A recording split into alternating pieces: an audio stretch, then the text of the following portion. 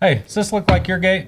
I think we can all realize that the gate needs to sit here, and the best way to do that is to add a brace. Now, the question is do we add a brace like this, or do we add a brace like this, or should we do both? Well, let me show you really quickly. Here, we'll go this way. Okay, so we'll put that brace in there, and that's good. That looks good, right? Yep.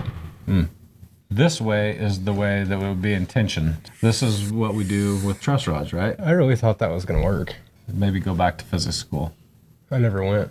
Oh, that explains a lot. So this is what we do with our chain link gates. This would be in tension, and when you brace a gate this way, the only thing that's holding that tension is your fasteners. That's it.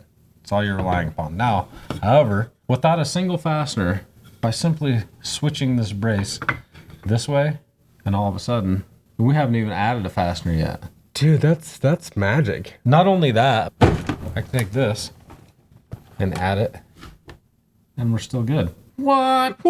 No way. Yahweh.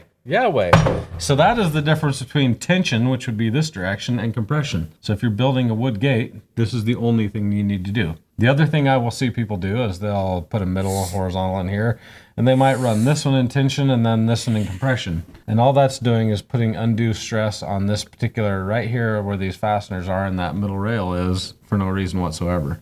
So since you did it, I want to try it. Well, that does work. I feel like there's a problem with that. No, I did exactly what you did. Mm-hmm. You told me to do compression. I did compression. Yeah, I agree. It's wrong.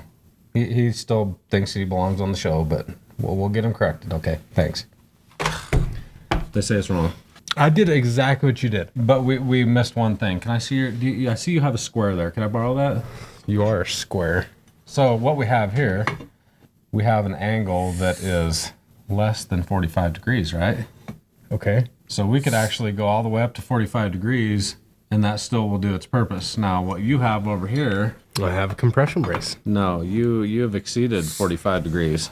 You have a compression brace, but you've exceeded the 45-degree angle. We need to keep that at less than 45 degrees. Otherwise, we change the physics of that particular angle. So that even though it does work, my gate's going to be weaker. Because it's going to put more stress on the fasteners. It's no different than if I put my arm clear out here and ask it to hold a whole bunch of weight, or if I put it all the way out here and I ask it to hold a whole bunch of weight. I can do more close to me than I can all the way out there. And so that angle of not being greater than 45 degrees is critical. Okay. So what if we do this? We're still going to do a compression brace. What if we add another middle vertical? So what if I put this right here? Ooh, I'm getting some strength right there. And then what if I do two compression braces? Ooh, right there I'm getting some. Oh, what if I did something like that?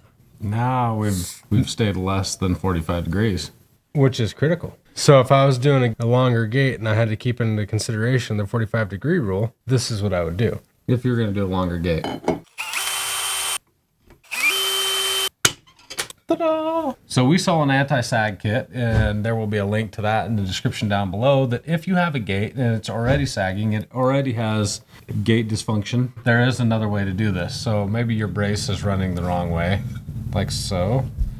Well, guess what? We can add a tension brace to that will solve that problem. So now I've added a tension brace to the backside of this, and if we take this away, you can see that brace is actually not any longer needed. Because now we have this piece of wire that it has strength, and we can actually, again, and the gate stays. What? No way. So if you're going to run a tension brace, this is what you would do. And you just need something that's strong, and then you need a strong way to fasten it.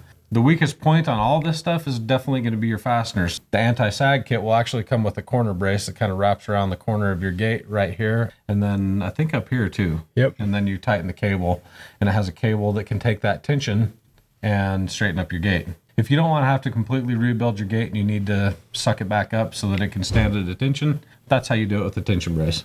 If you're trying to get a little bit of play out of your gate, the other thing you can do is remove one of the fasteners out of every picket, and you can also get some more play there. Mm-hmm. And then put them back in. Yeah, and then put them back in. So that way you can rack that gate. It's really hard to rack it when you have two fasteners in each picket, but if you remove one of those, it gives you a little bit of room to pivot. Yep. As much so as there is gap between the pickets. Now, if the pickets are already tight, you'll have a very tough time trying to rack it even a little bit. I hope that answers all your questions about how to solve your gate. This was fun. Look at what we did. We didn't do it. You did this. Okay, look at what I did.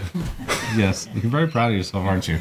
I'm Mark with SWI. I'm Dan with SWI. And if you'd like to see more videos about how to build gates, check this video out over here. If you'd like to see a video on how we build our vinyl gates, check this video out right over here. We hope you have a good dang day. Stolen. You stole it. That's my saying. That's my saying. I so did steal it. Hey, don't forget, we are Wyoming's Fence Company.